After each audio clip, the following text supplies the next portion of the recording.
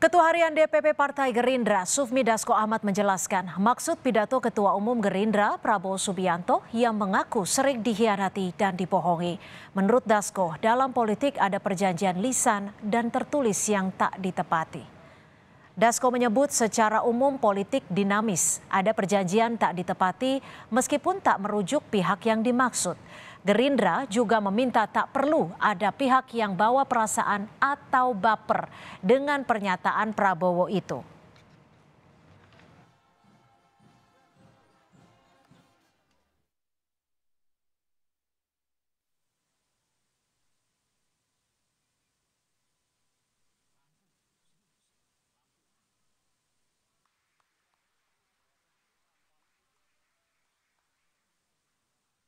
Bukan secara umum ada beberapa kejadian ya namanya politik yang dinamis itu ya jangankan pembicaraan lisan, kadang-kadang apa yang tertulis juga bisa meleset. Nah oleh karena itu Pak Prabowo selalu mengajarkan kepada kami bahwa politik itu harus mengikuti realita.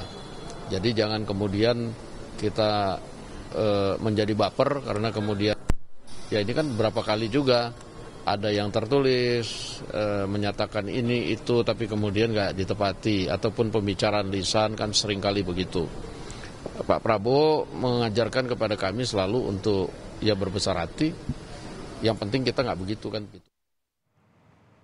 Sementara itu pengamat politik menilai soal siapa yang dimaksud Prabowo mengkhianatinya tak akan pernah dijelaskan gamblang. Namun Direktur Eksekutif Parameter Politik menilai ucapan Prabowo terkait sejumlah momentum Pilpres yang telah terjadi dan akan berlangsung. Saya kira publik tidak akan pernah tahu pasti soal siapa sebenarnya yang disebut melakukan pengkhianatan terhadap Prabowo Subianto. Karena publik kan hanya melihat dari jauh yang mungkin saja interpretasi dan tebakan-tebakannya itu jauh lebih melenceng.